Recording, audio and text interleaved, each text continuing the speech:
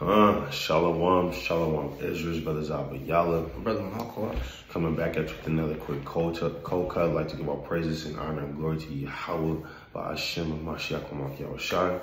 All right, this topic of this cold cut is going to be, what does it mean to be a leader? What attributes do you need to have to be a leader, especially, in Yahweh, Hashem, Yahushua's army? Real quick, I'm gonna kick it off with the first scripture, of course, Romans chapter 15, verse 4. All right. So we'll go Romans chapter 15, verse 4. For whatsoever things were written aforetime were written for our learning, that we through patience and comfort of the scriptures might have hope. So we got to look at the things that were written aforetime. All right, praise famous men and go back into the scriptures and see what did our forefathers do, right, to be good standing with the Most High. What did they do to be good leaders, in Israel, man? Right. Let me go to the book of Philippians 5 and 17. All right. What did our forefathers do? All right. This is the book of Philippians. I think I want 4 and 17. Let me see. Or 3 and 17. Yeah, it's Philippians chapter 3 and verse 17. And it says, brethren, be followers together of me, and mark them which walks so as you have us for an example. So Paul willingly made himself an example for other brothers to follow him, man. So for other brothers to look at him and say, okay, that right there, that's an example of what it means to be a leader.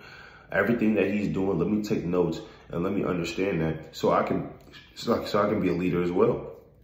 All right. Let me read it again. It says, brethren, be followers together of me, and mark them which walk so as you have us for an example. And, 1 Timothy 4 and 13, the Lord said, you got to be an example, man. You got to be an example for the brothers, for the sisters that look up to you in these last days, man. All right, you got to be. It's like the brother saying, the best way to be a leader is to follow the famous men of the Bible and righteousness. Right, like the brother said, Paul's a great example. This 1 Corinthians chapter 11 and verse number 1. It says, be followers of me, even as I also am of Mashiach. That's playing upon table. So we have to follow, again, in the steps of our righteous forefathers. Why? Because they follow in the Lord through the Spirit. We get the classic Judah chapter 8 and verse number 24 through the Spirit. We have to be righteous examples for the nation, and not just for the men in the truth, but also for the men that's out the truth. Like this book of Judah, chapter 8. Judah chapter 8 and verse number 24. It reads, now therefore, O brethren, let us shew an example to our brethren that Now therefore, O brethren, let us show an example to our brethren, because their hearts depend on us, and the sanctuary and the house and the altar rest on us. So ultimately, everything rests on the men of the Lord. Why? Because the Lord, he set up certain men in the last days to be these examples for the nation. Now, what if nobody was out on the highways and byways? What if nobody was making videos? No sisters was making garments, and then at that point, there would be no examples. Nobody will be coming in the truth. No work will be have been put in for people to follow in righteousness. Again, that's why the Lord set up certain men in these last days to wake up to this thing, to become righteous examples. Right. And the best way we learn is from Yahushua, right through the precepts, through our righteous forefathers, because they are examples unto us to this very day. Right, you got it. All right, the 2 Thessalonians chapter 3 and verse 7. For yourselves know how you ought to follow us, right? So this is Paul speaking again, right? For we have behaved not ourselves disorderly among you. So another thing of the example, what it means to be a leader is watching how you behave, watching what you say, because other individuals are looking up to you on what it means to be an example, or what it means to be an Israelite in this truth, right? You may have a sister or a brother that come into this truth and they don't know how to handle certain situations in a godly manner. So they have to look at you and see, how do you handle the situation in a godly manner? What is this brother, what is this sister going to do when they lose patience? What is this sister, what is this brother going to do when things don't go their way? How does an Israelite, how does a Hebrew handle that, man? I know how Jake handled that in the world, how evil handled that in the world, right? Belligerent, cussing, right? But how is this person gonna handle it? And Paul said, hey, we didn't behave ourselves disorderly among you. You know you gotta follow us. Verse 8, neither did we eat any man's bread for naught, but wrought with labor and travail night and day, that we might not be chargeable to any of you. Paul showed an example of what it means to work, right? And not ask for handouts. Verse 9, not because we have not power, but to make ourselves an example unto you to follow us. So Paul purposely did certain things just so he could be an example to other men. Right? And it says, verse 10, for even when we were with you, this we commanded you, that if anyone not work, neither shall he eat, man. Right? So Paul, he counted himself as an example to the brethren, and he showed a leadership example by leading by example, and a work ethic as well. All right, go to 1 Timothy 4:13. I kind of quoted it. Let me grab that real quick. All right, it's 1 Timothy 4:13. And it says, I'm sorry, verse 12. Let no man despise thy youth, but be thou an example of the believers in word. So in conversation, right? It says in conversation, in word, in charity, in spirit, in faith, in purity. So you have to be an example in all these things. You have to be an example of what it means to give back to your community, right? And give back to your brothers and your sisters, charity, right? In the spirit, you got to know how to be in the spirit, right? How to walk in the spirit. You got to be an example of faith, right? You can't show any doubt in the Most High. In purity, doing things in sincerity, not for deceit. In conversation and word, not just saying anything that comes out your mouth, man. And we all working on these different things, man. We all got to be an example, even if you're not the one out there on the highways and byways. You may not be breaking down the videos. Hey, if you got a household, you got to be an example to your household. If it's just you and your rib, you got to be an example to your rib. If it's just you, and you got to be practicing being an example for that other brother that may be looking up to you out there, man. Right? There's no getting around it. You got to be an example with your Eve, right? Jake, don't matter, man. Right? This applies to you. Right? Then we go to 1 Timothy 6:11. Right? What does it mean to be a great leader, man? This is 1 Timothy chapter 6 and verse 11. But thou, O man of God, flee these things and follow after righteousness, godliness, faith, love, patience, and meekness. So good leaders are always once good followers, right? Good leaders know how to follow after these different things. If you're a good leader, you're going to follow after righteousness, man. If you're a good leader, you're going to follow after godliness, man. Leaders follow after other things too, man. It just depends what they follow after, right? Faith, love, patience, and meekness, man. So, hey, great leaders are also once great followers. They even say that great generals are also once great soldiers, man. All right? So you got to know how to do these things and know also how to play that role as well. You got it. Kanye, like the brother going into, I mean, it's many different ways on how to become a great leader in this thing. And again, it's not just like the brother said, you just going out and shaking a hand. The best way to lead is by example. You being blameless, doing what you need to do behind closed doors, and allowing people to see that light. Let me get this real quick. In 1 Corinthians chapter 8, and 1 Corinthians chapter 1 and verse number 8. Who shall also confirm you unto the end, that ye may be blameless in the day of our Lord Yahushua HaMashiach. And again, the whole goal in this thing is to be blameless. Again, leading by example, because one man, he can say he does A, B, and C. One man can say he prayed and fasts and he's the mightiest man in Israel. But when he actually shows about his works, he's all off. All right. Right, again, that's why it's important to always, let me get this precept in Matthew chapter 7 and verse number 1. The Lord's not dealing with hypocrites as well. Right, Matthew chapter 7 and verse 1. Let me see what I want. Matthew chapter 7 and verse number 5. Let me jump down to verse 5. It says, thou hypocrite, first cast out the beam out of thine own eye, and then shalt thou see clearly to cast out the mote out of thy brother's eye. So when you witness truth and you learning, you building, you growing, don't be prideful and become a hypocrite. Again, because the Lord's, let me get this in Romans chapter 2 real quick as well. Romans 2nd chapter. The Lord not dealing with hypocrites. So again, one of the best examples of a leader is one that's blameless. Romans chapter 2 and verse number 1. It reads, Therefore, thou art inexcusable, O man, whosoever thou art that judgest, for wherein thou judgest another, thou condemnest thyself. For thou that judgest doeth the same things. And you don't want to be that man that judge somebody and you getting on somebody and you doing the same thing behind closed doors. All right. Ultimately, the Lord gonna see that and the Lord gonna get up with you. Verse 2. But we are sure that the judgment of God is according to the truth against them which commit such things. And thinkest thou this, O man, that judgest them which do such things, and doest the same, that thou shalt escape the judgment of God? So eventually you're not going to escape the judgment of God. Again, that's why it's important to be blameless, to have an ill word. Like Judith. Right, let's go to Judith, the 8th chapter. Right, back to Judith, the 8th chapter. Right, our foremothers was blameless. And again, every person in this truth should strive to be blameless. Right? Judith chapter 8 and verse number... Judith 8 and verse, we'll start at verse 7.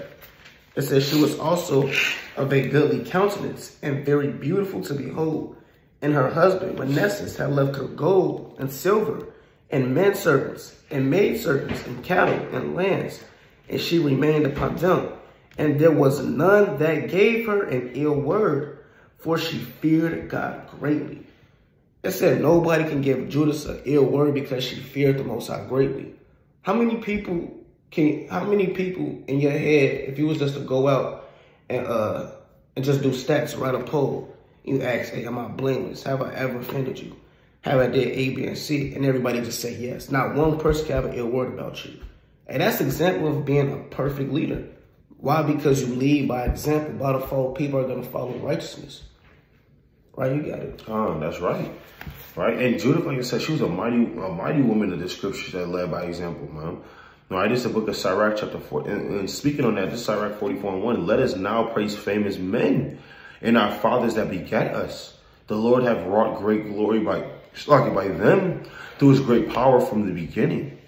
All right, so we're going to praise famous men and women, man. All right, we're going to let them know what's going on. We let our people know what's going on, right, through our mighty foremothers and forefathers in the scriptures, man. This is where you come from.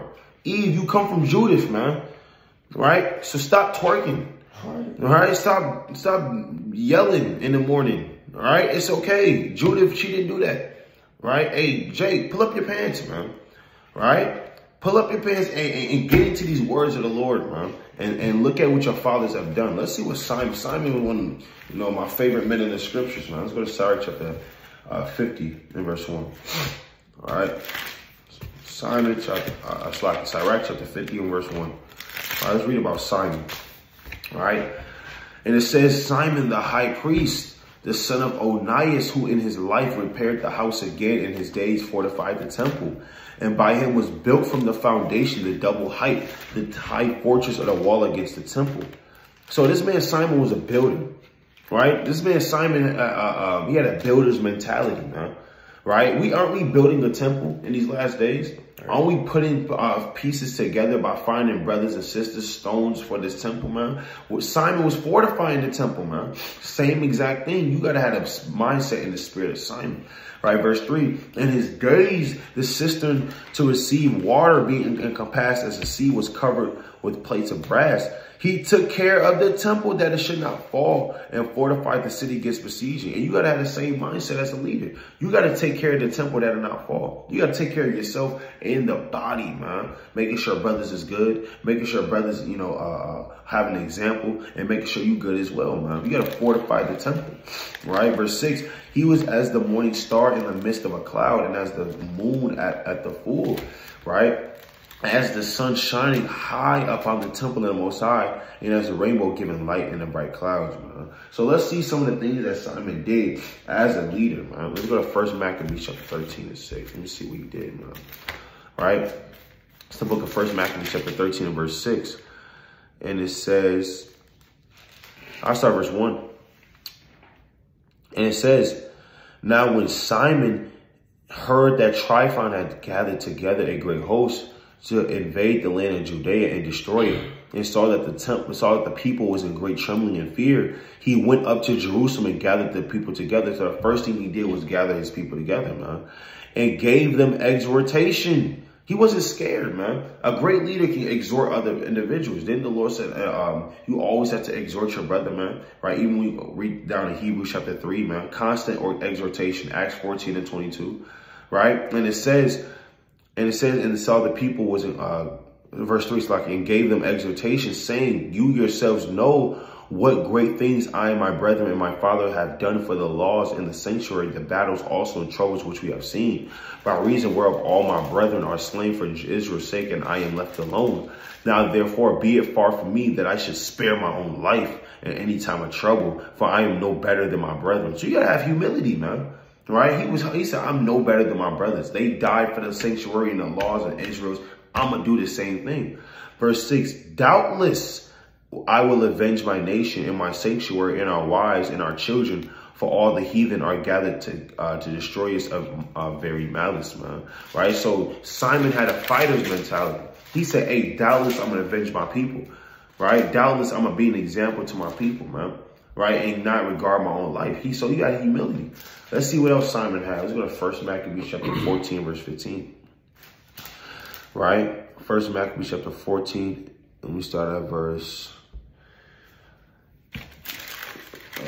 35, I believe. Right? Actually, I'll start at verse 32. This is 1 Maccabees 14 and 32. At which time Simon rose up and fought for his nation, and spent much of his own substance, and armed the valiant men of nations, and gave them wages. Hey, man, he spent much of his own substance on his people, man. Right? And he was a builder. Hey, Simon said, look, I don't give a damn about my money. Hey, this is going to the nation, man. And he armed the valiant men of his nation, man, making sure his soldiers was good. He made sure everybody ate, man, and gave them money to eat.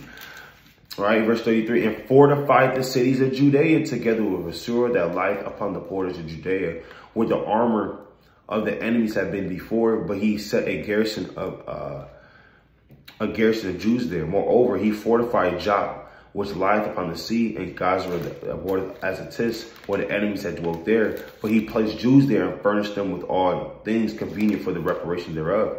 Verse 35, the people thereof seeing the acts of Simon. So they seen the acts of Simon. He's fortifying the temple. He's spending much of his own money that he made, his substance. He gave his soldiers wages, and he's fortifying the cities of Judea.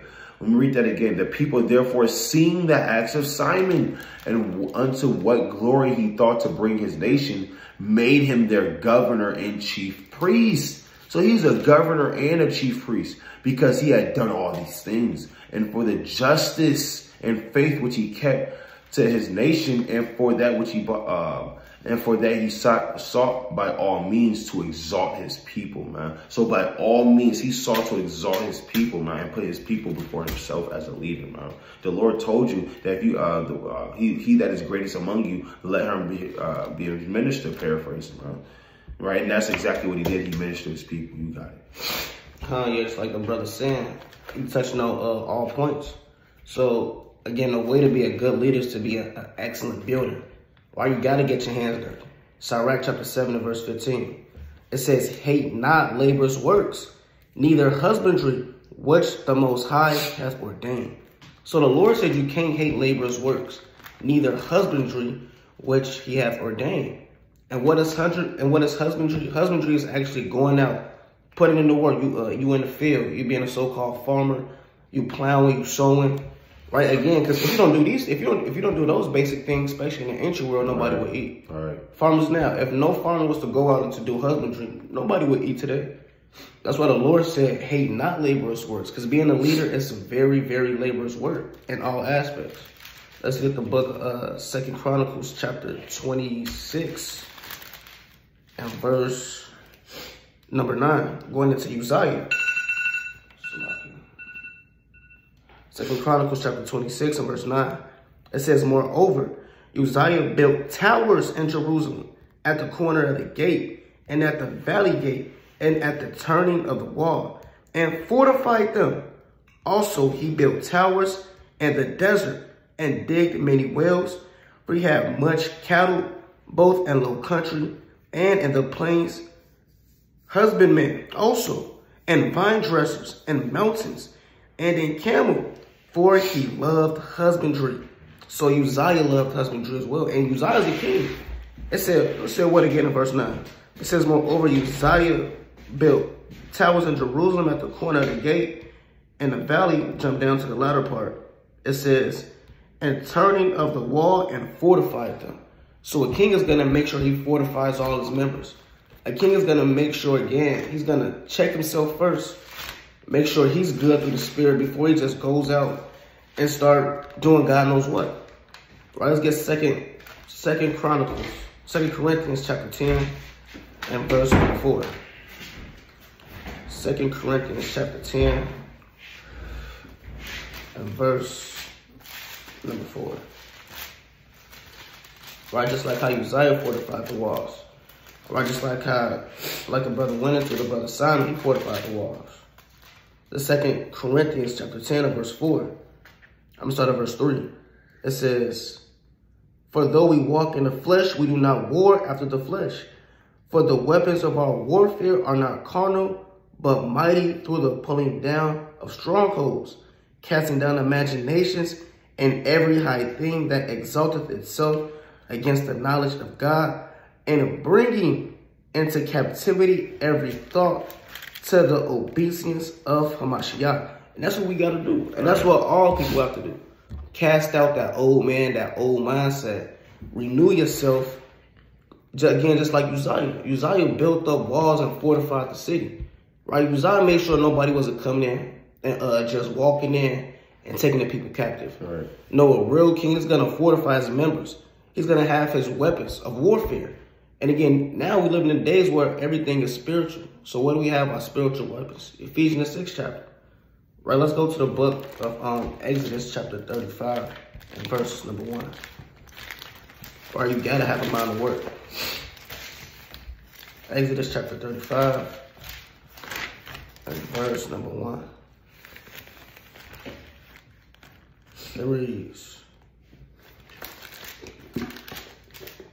It reads, and Moses gathered all the congregation of the children of Israel together and said unto them, these are the words. It's like, I believe that's chapter 30. Let me see. 31 and verse number 1. That's what I want. Exodus 31 and verse number 1. And the Lord spake unto Moses, saying, see, I have called by name Bezalel, the son of Uri, the son of Hur of the tribe of Judah. And I have filled him with the Spirit of God and wisdom and in understanding and in knowledge and in all manner of workmanship, to devise cunning works, to work in gold and in silver and in brass. So the Lord put in this man's spirit to be a workman, to devise all cunning works in gold, silver, and brass, while to build up the temple. And through the Spirit, we have to be Bezalel through the Spirit. Why? Because we're building up the spiritual temple, like how the brother mentioned earlier. And again, that workman, that's not a job that you just do for a couple of days and then you retire. No, this is the work that you got to put in forever and ever until the kingdom comes. Last one, let's get Nehemiah chapter 4, verse number 6. Because Nehemiah was a workman as well. Like Nehemiah chapter 4 and verse number 6. It says, so built the wall, and all the wall was joined together to the half thereof. For the people had a mind to work.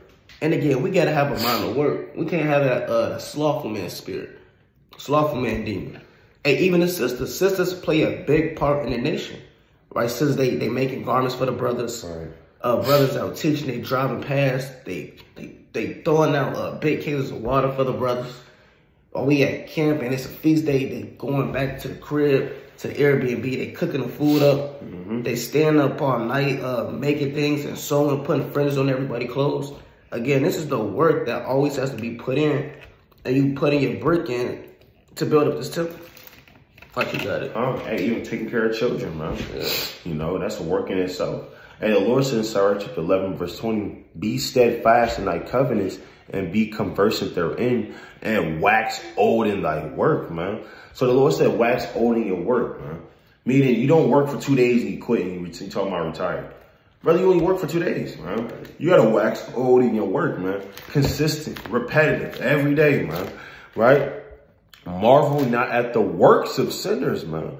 So don't look at the works of sinners and say, man, that he's doing good for himself. Man, how do I become like that guy? Right? Nah, man. But trust in the Lord and abide in thy labor. What does it mean to abide in your labor, man? Continue. Hey, you got to be consistent. You can't just do something one time, man. You know, someone told me they got up at 5:40 in the morning and went to the gym. They was working. They did their job. You know, they was doing this, that, and the third. That's all praises to the Most High. Now, the real question is, are you going to do it tomorrow?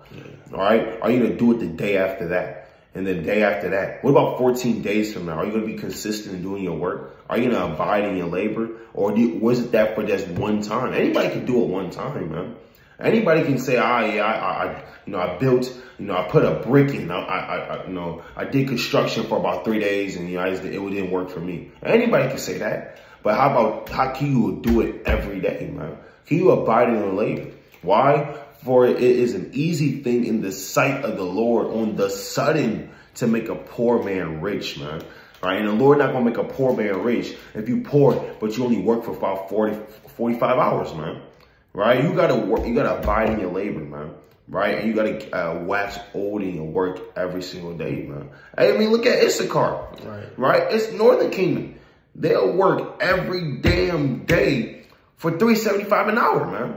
$3.75 an hour and work 12 hours a day and there's no growth. Just to provide for their family, man. They will wax old in their work, man. Right? Let me get another precept, man. Because the Lord said, you already brought out Sirach 7? 14? Yeah. All right, calm. Another precept, man. Because the Lord said you got to work in these last days, man. This First Chronicles, chapter 16 and 37. All right, this First Chronicles, chapter 16 and verse number 37. And it says, where's that one? Second Chronicles, First Chronicles 16:37. So he left before the ark of the covenant of the Lord, Asaph and his brethren, to minister before the ark continually as every day's work required. So these men could minister toward the ark every single day. All right, every single day, these men ministered before the ark of the Lord, man. Right? They didn't stop. They didn't stop doing it. They did it for 4 days out the week. You got three, like a police officer, you got 3 days on, 3 days off. No, it was every single day, man. From Sunday through Saturday. Every day they ministered before the ark. Let's go back to Simon, man. All right, let's read about what he did again, right? Because that's a mighty man right there, man. This First Maccabees 14. Start at verse 41. Also that the Jews and the priests were well pleased that Simon should be their governor and high priest forever until there should rise a faithful prophet. So they was willing to make Simon, and Simon was willing to be made a governor and a high priest forever, right? Meaning he's going to take charge every single dang day, man.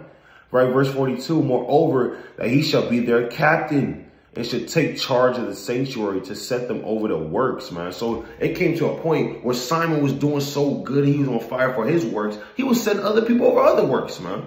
right? You're going to be good at this. I know you're going to be good at this. Brother, you want some work too? Hey, you get this work. Brother, you want some work too? Hey, man. Then the spiritual unemployment office, right? Then putting brothers to work, man. Right? And over the country and over the armory and over the fortresses that I say you should take charge of the sanctuary. Let me jump down to verse. I just need to read on. Besides this, that he shall be obeyed of every man. So he was such an example. He was obeyed of every man, and that all the writing in the country should be made in his name, and he should be clothed in purple and wear gold, man. Right? Let me jump down to verse 46. All right. Thus, it liked all the people to deal with Simon to do as had been said. Then Simon accepted hereof and was well pleased to be high priest and captain and governor of the Jews and priest, and to defend them all. So this man Simon was a captain. He was a governor. He was a priest, right? To defend. He was three things, man. He had 3 job titles, man. All right, that's a mighty thing to have. He was you know what the jobs of a high priest is, man? Just read back in Leviticus. He still had to do that, man. Sacrifices, trespass offerings, man, peace offerings, right? On him and the whole nation, right? He was a high priest. He was a governor. He had to govern all the matters. All the matters came to Simon, man. And he was a captain, man. He defended his whole nation, man. That's what it means to be a leader, man. Right? When people look at you in the eye, it's safe for you to defend them, man. You know, you got to keep. Let's get the book of Sirach, chapter 10, and verse number 1. Because the same spirit that a leader moves in, that's the same spirit that his army, that's the same spirit that his household, the same spirit that his companions gonna move in. Right? This Sirach, chapter 10, and verse 1. A wise judge will instruct his people, and the government of a prudent man is well ordered. So first off, you have to have well-sound judgment to be a good leader. You have to be well-ordered, right? Verse 2, it says, as the judge of the people is himself, so are his officers.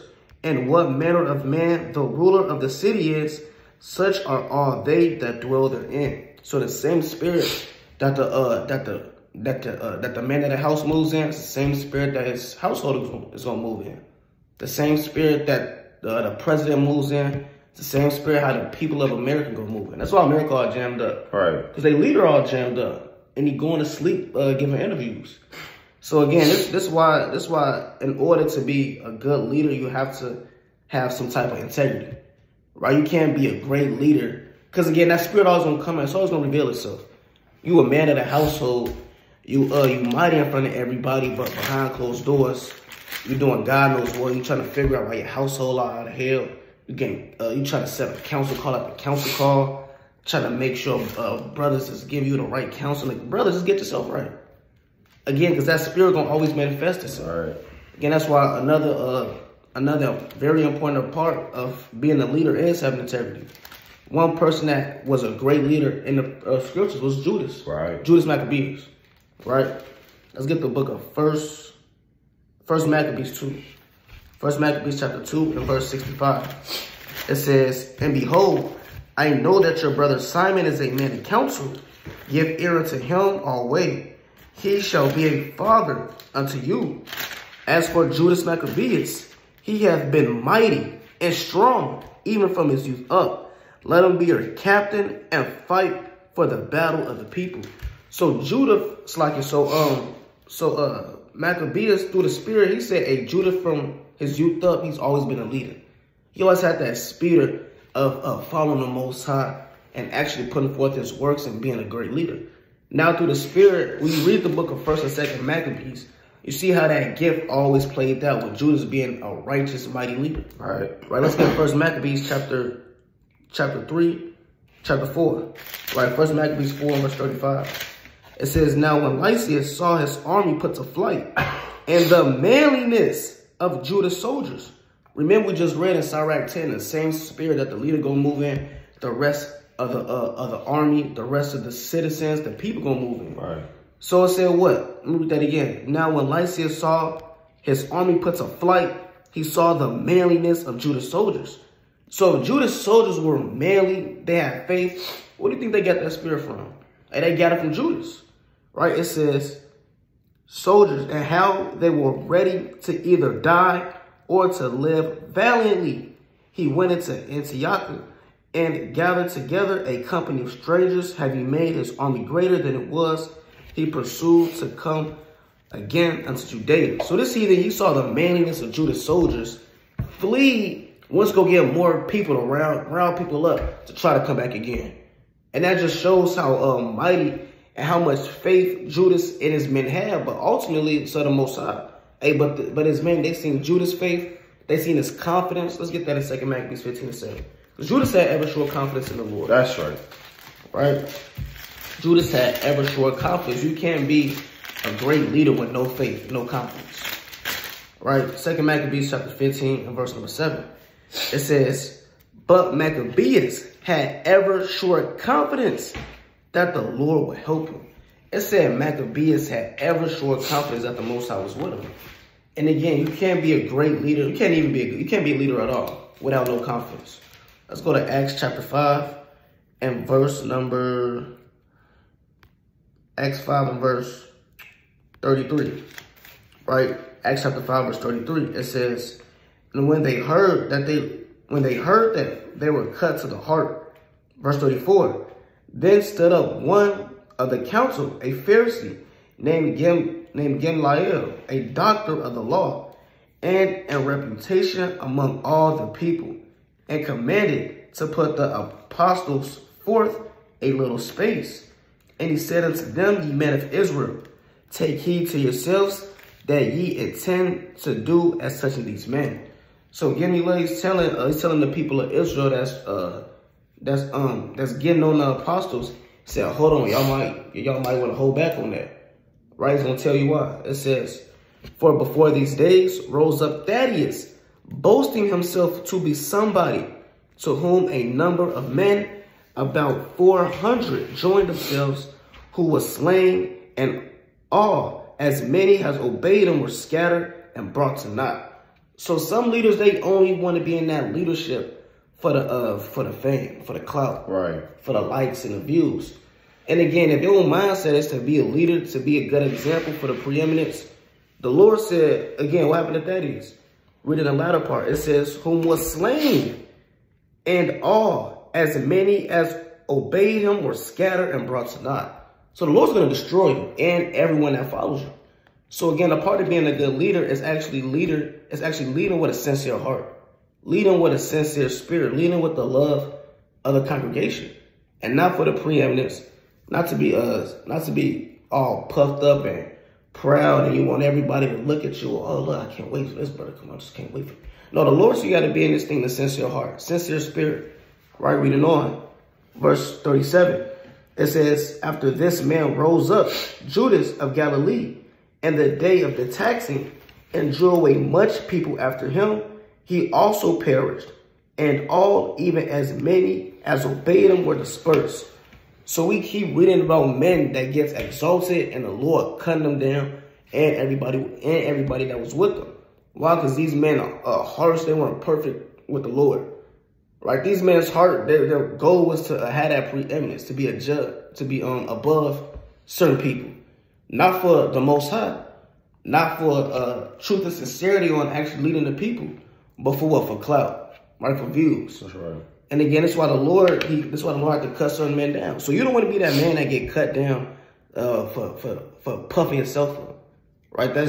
I believe that's Galatians chapter 6, verse 3. Let's get that real quick. It's the last place I'm gonna get. Let me pass it over. Galatians chapter 6, verse number 3. Nope.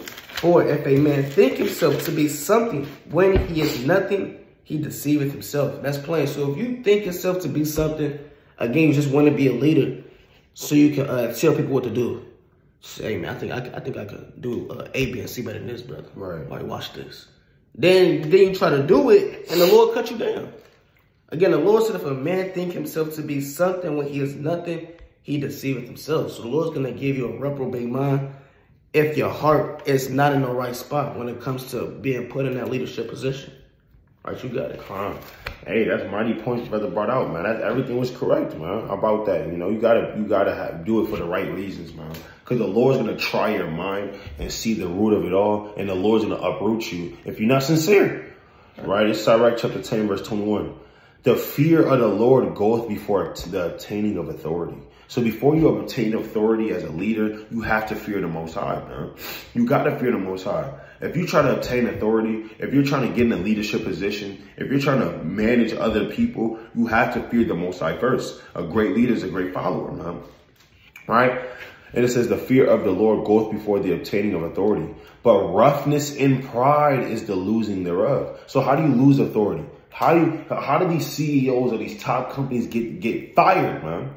Right? How do you have to get put down as a congregation leader in the midst of men? It's because of roughness. You rough, man. Right? You have no mercy. Right? What's that man name? I forgot what his name was, man. But you was acting like a damn tyrant and a bulldog to your damn men, man. Right? We hungry. Hey, you can't eat until you do this. You can't eat for 4 days because you got to be like Yahushua. Right, brother? Hold on, brother. They hungry, man. Right? That's roughness and pride. Nobody can ever tell you nothing as a leader. I'm the leader. I make the decisions. Who are you? You just a prospect. You just a soldier. Right? That's off as hell. Right? You can't do that, man. Right? Because you will lose that thereof. Verse 22, whether he be rich, noble, or poor, their glory is the fear of the Lord. So it doesn't matter if you have $382 million. It doesn't matter if you noble, you known in the gates and famous among the congregation, or you a poor man rubbing 2 pennies together to make fire. It doesn't matter. It says their glory is the fear of the Lord, man. Right? It says so verse 23, it is not meet to despise the poor man that have understanding, neither it is convenient to magnify a sinful man. Right? Great men and judges and potentates shall be honored. Yet is there none of them greater than he that feared the Lord. Yeah, you would be a great. We just read about great men. All of them feared the Lord. Right? In this society, great men may have many riches. Right? They deem a man about how much women he has. All right? How much money this person has. Right? It even says judges, man. Potentates, right, shall be honored. All of these men gonna be honored, but the man that fears the Lord, guess what? He's higher than all of them in Yahweh B'Hashem Yahweh's eyes, man. Right? So you gotta understand, when you fear the Lord, man, you have to, before you obtain authority, you have to fear the Most High, man. Because if you fear the Most High, you're greater than every great man to ever live, man. Or you could be numbered amongst those great men, right? As we read in the book of Sirach, chapter 44, man. Right? Let me jump up to verse 12. Let's see what happens if you decide to have pride against the Most High, if he puts you in that position. Verse 12. The beginning of pride is when departeth from the Most High, and his heart is turned away from his maker. I mean, you start to do your own thing. You start to want to do your own thing a little bit. You get a little bit of power, and now you don't need the Most High anymore. Right? And it says, for pride is the beginning of sin, and he that hath it shall pour out abominations. And therefore the Lord brought upon them strange calamities and overthrew them utterly. So you want to read about a man in a great position that got overthrown by the Lord utterly? Read 2 Maccabees, the 9th chapter with Nicanor, where he got all those diseases and his bowels gushed out his stomach, man, after he was trying to destroy our people. That was a man in a high position. The Lord overthrew him doing pride, man. Right? Verse 14. The Lord hath cast down the thrones of proud princes and set the meek in their stead, man. Right?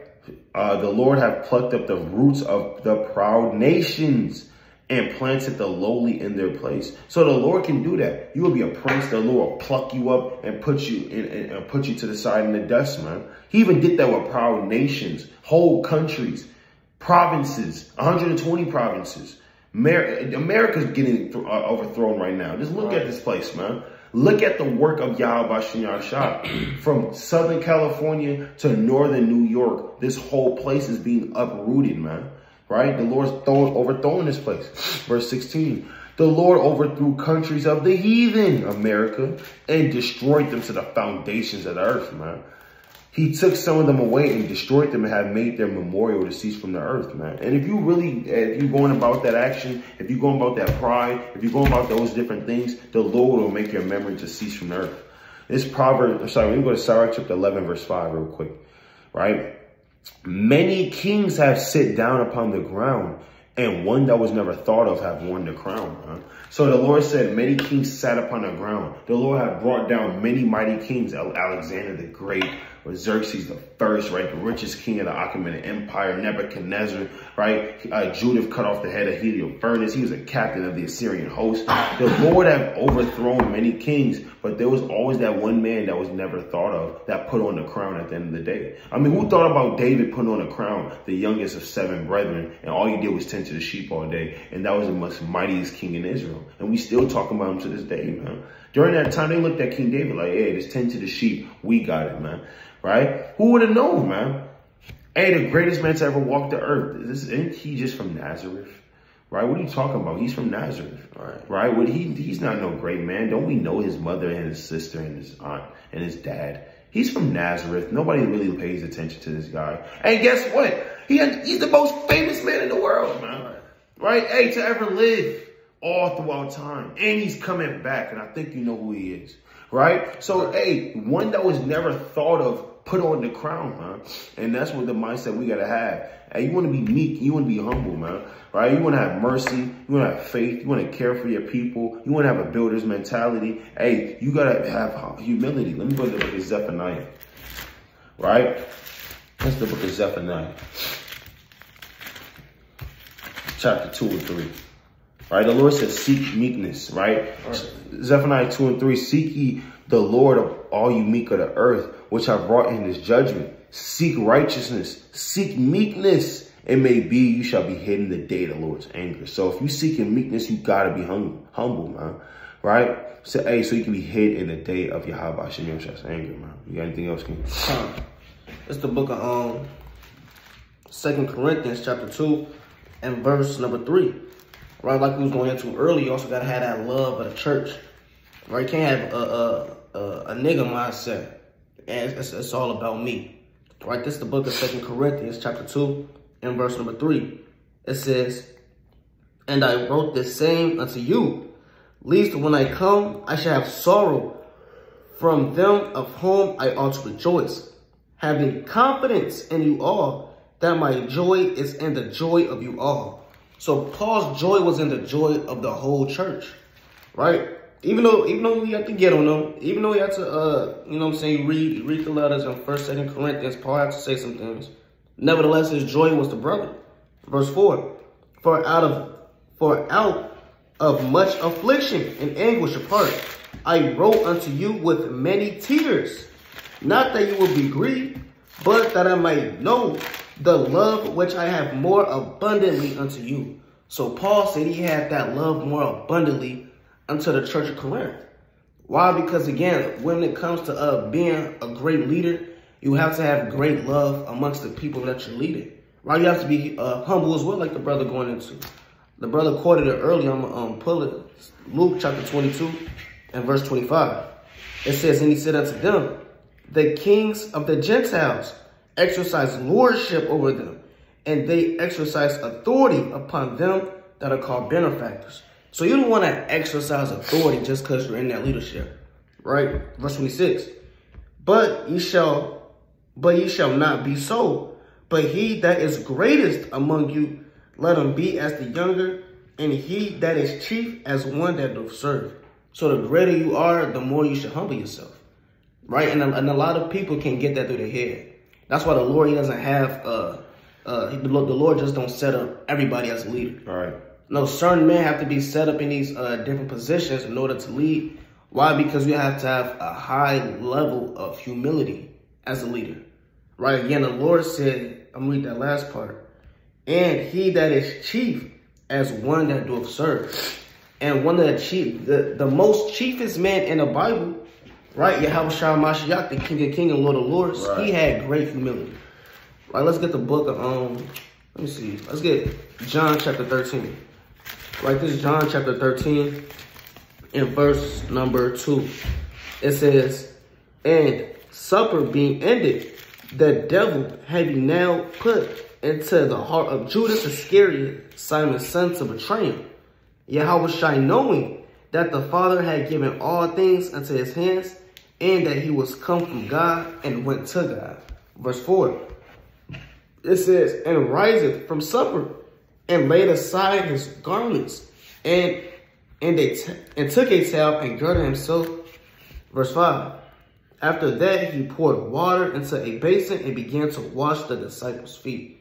So the King of Kings, the Lord of Lords, the same man that created the elements, the same man that created the earth, the same man that created the beasts of the field, the grass, the wind, this same man that said it did what?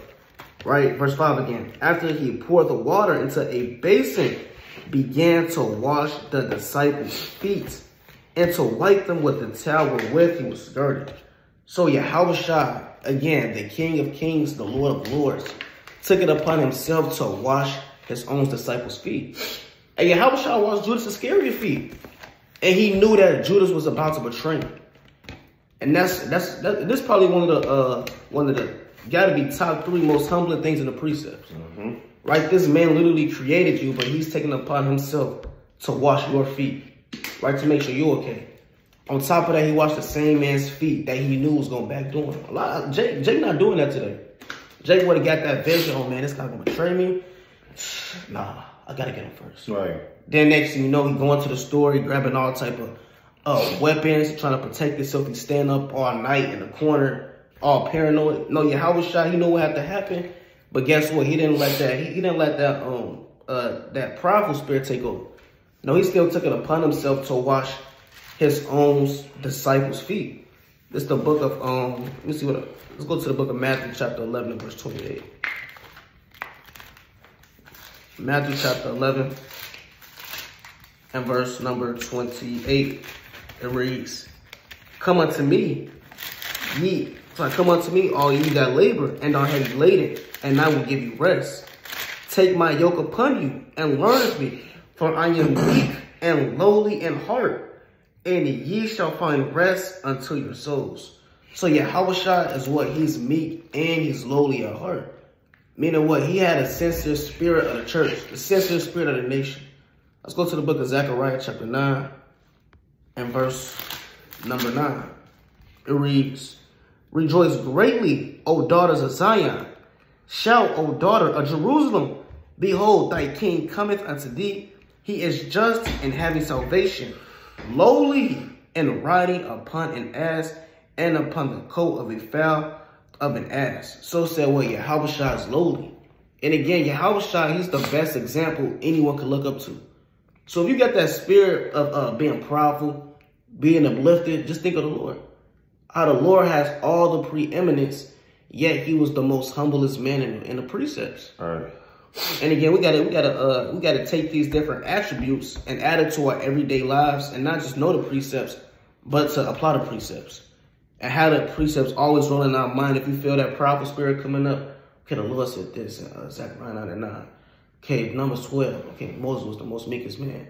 You read 2 Esdras, the 14th chapter, you see how the Lord gave Moses all the in-depth secrets and visions, the time, the signs of the times. Then you read in Numbers how he was the most meekest man of the earth.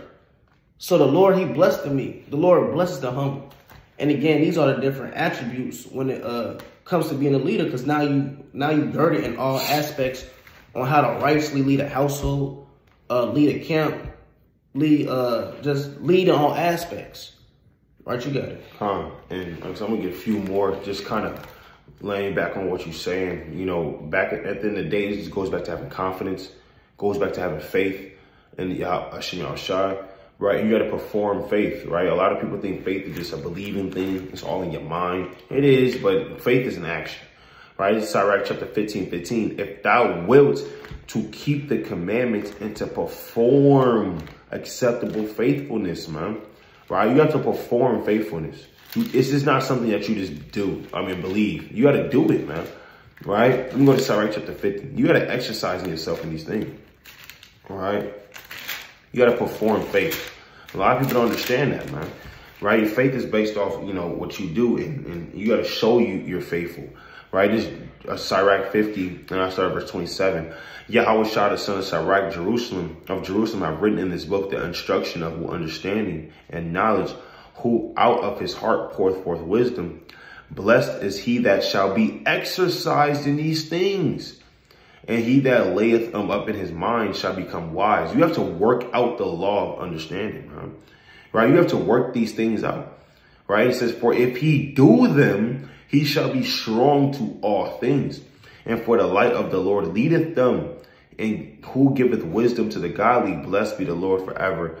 Amen. Amen. So you have to do these things and exercise yourself in these things and perform faithful actions, man.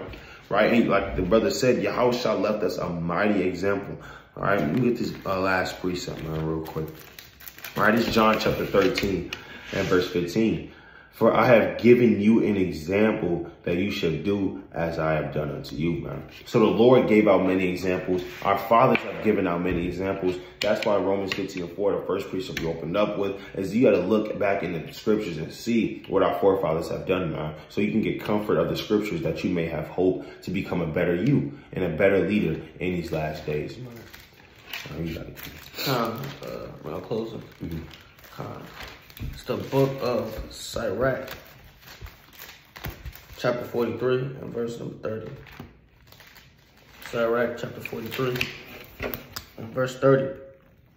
It reads, when ye glorify Yahweh, exalt him as much as he can, for even yet will he far exceed.